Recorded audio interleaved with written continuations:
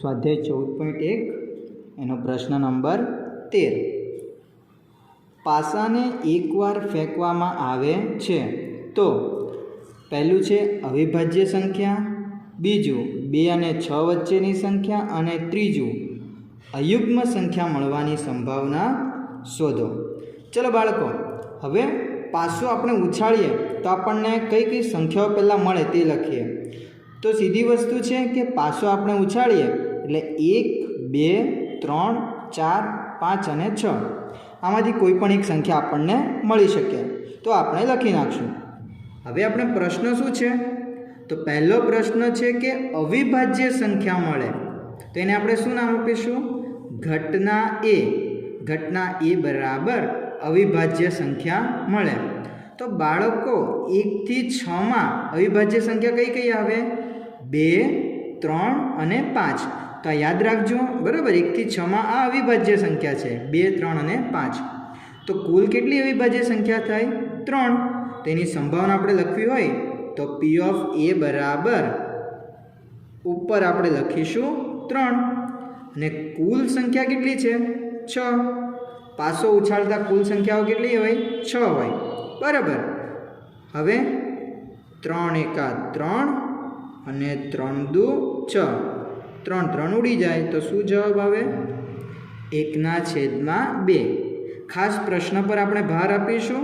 ચાલો, ત્યારબાદ ઘટના બી. તો 2 અને 6 વચ્ચેની સંખ્યા હોય તો બાળકો આમાં 2 અને 6 વચ્ચે કઈ કઈ સંખ્યા મળે? 3, 4 અને 5. તો કેટલી સંખ્યાઓ થઈ? 1, 2 અને 3. એટલે ઉપર આપણે કેટલી સંખ્યા લખવાની? 3. બરાબર, યાદ રાખજો, જેટલી સંખ્યા થાય એ લખવાનું, બરાબર. એટલે 3 સંખ્યા થઈ. અને છેદમાં તો શું લખીશું? છેદમાં તો 6 જ રહેશે. હવે ફરીથી 3 એકા 3 અને 3 દુ 6. 3 3 દૂર થાય તો શું જવાબ આવે? 1/2. ચલો, એવી જ રીતે ઘટના સી. તો ઘટના સી શું છે? અયુગ્મ સંખ્યા મળે. તો આગળ પણ આપણે જોયું અયુગ્મ. અયુગ્મ એટલે કઈ કઈ સંખ્યા? એકી સંખ્યા. તો 1 થી 6 માં એકી સંખ્યા કઈ કઈ આવે? 1, 3 અને 5. એટલે એ પણ કેટલી થઈ? 3. તો ઉપર આપણે લખીશું 3 અને છેદમાં આપણે લખીશું 6. તો 3 એટલે 3 એકા 3 અને 3 દુ 6. 3 3 દૂર થાય તો શું જવાબ આવે? 1/2.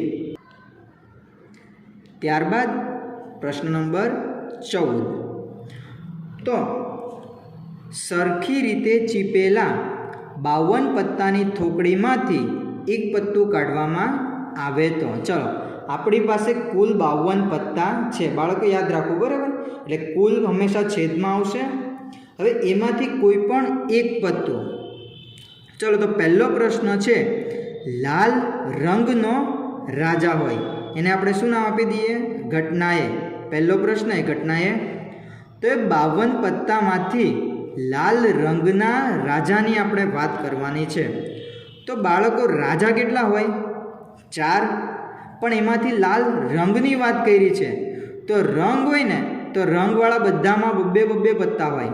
તો લાલ રંગના પણ કેટલા પત્તા થશે? આમાં રાજા કેટલા થશે? લાલ રંગના 2 થશે, બરાબર. એટલે ઉપર આપણે લખીશું 2 ને છેદમાં તો કેટલા આવશે? 52. ધ્યાન રાખવું, બરાબર. લાલ રંગ અને લાલ બંને વસ્તુ અલગ અલગ છે. તો છેદ ઉડાડીશું તો 2 એકા 2 અને 26 દુ 52. તો 2 2 દૂર થાય તો શું મળે? 1/26. ચલો આગળ વધીએ. બીજો પ્રશ્ન એને આપણે ઘટના બી નામ આપી દઈએ. તો એમાં શું આપણને પૂછ્યું છે? મુખ મુદ્રાવાળું પત્તું હોય. તો બાળકો મુખ મુદ્રાવાળા પત્તા કેટલા હોય? 12. એટલે ઉપર આપણે લખીશું 12, બરાબર ને. 4 રાજા, 4 રાણી અને 4 જોકર અથવા ગુલામ. એટલે 12 પત્તા થયા. એને મુખ મુદ્રાવાળા પત્તા કહેવાય, બરાબર. તો ઉપર આપણે લખીશું 12 અને છેદમાં શું લખીશું? 52. છેદમાં તો 52 જ આવશે. ચાલો છેદ આપણે કઈ રીતે દૂર કરીશું? 3 ચોક 12 અને 13 ચોક 52 એટલે 4 4 ઉડી જાય તો શું જવાબ આવે? 3/13. ચલો ત્યારબાદ ઘટના સી. ઘટના સીમાં શું પૂછ્યું છે? લાલ રંગનું મુખ મુદ્રાવાળું પત્તું. ચલો હવે આ પ્રશ્ન સમજીએ. પહેલાં તો આપણે મુખ મુદ્રાવાળા પત્તાની વાત કરીએ બાળકો. તો મુખ મુદ્રાવાળા એટલે કયા કયા હોય? રાજા હોય, રાણી હોય અને જોકર હોય. પણ એમાંથી પણ લાલ રંગ. તો રંગ એટલે હમણાં જ મેં કીધું, રંગ એટલે બધામાં બબ્બે પત્તા હોય. તો આના પણ 2 પત્તા, આના પણ 2 પત્તા અને આના પણ 2 પત્તા, એટલે કુલ કેટલા થયા? 6. તો આની સંભાવના આપણે શું લખીશું? P of C બરાબર અંશમાં લખીશું 6, પણ છેદમાં શું લખીશું? 52. બરાબર. પત્તા ગણતી વખતે ખાસ ધ્યાન રાખવાનું કયું પત્તું પૂછ્યું છે. બરાબર.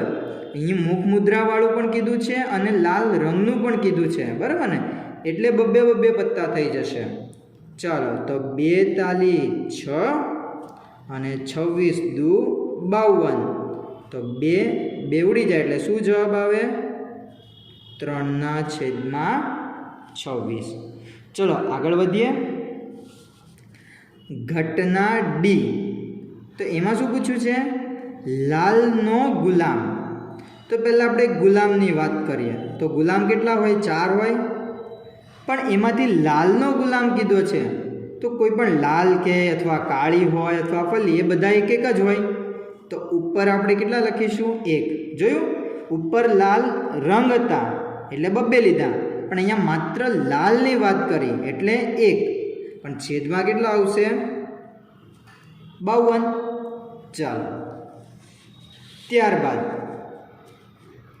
કાળીનું પત્તું હોય. હવે આપણે સમજીએ કાળીનું પત્તું. બરાબર. તો કાળીનું પત્તું તો બધામાં જ હોય, એકાથી માંડીને છેલ્લે જોકર સુધી બધામાં જ હશે. બરાબર ને? એટલે 13 પત્તામાં કાળીનું પત્તું હશે. બધા પાસે એક પત્તું હોય.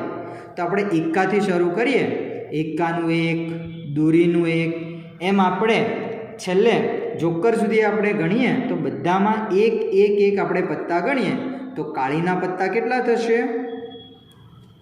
13. પડી સમજ? 13/52. તો 13 એકા 13 અને 13 ચોક 52. 13 દૂર થઈ જાય તો 1/4. ત્યારબાદ છેલ્લી ઘટના કઈ છે? ઘટના F. ચોકટની રાણી હોય. તો પહેલાં આપણે રાણી પર ભાર આપીશું, મુખ્ય પત્તું. બરાબર. તો રાણી કેટલી હોય? 4. બરાબર. કોઈ પણ પત્તું 4 જ હોય. પણ એ 4માંથી પણ ચોકટની રાણી, જેમ લાલનો ગુલામવાળો પ્રશ્ન હતો એમ ચોકટની રાણી પણ કેટલી થશે? 1. અને કુલ પત્તા કેટલા થશે? 52. બરાબર.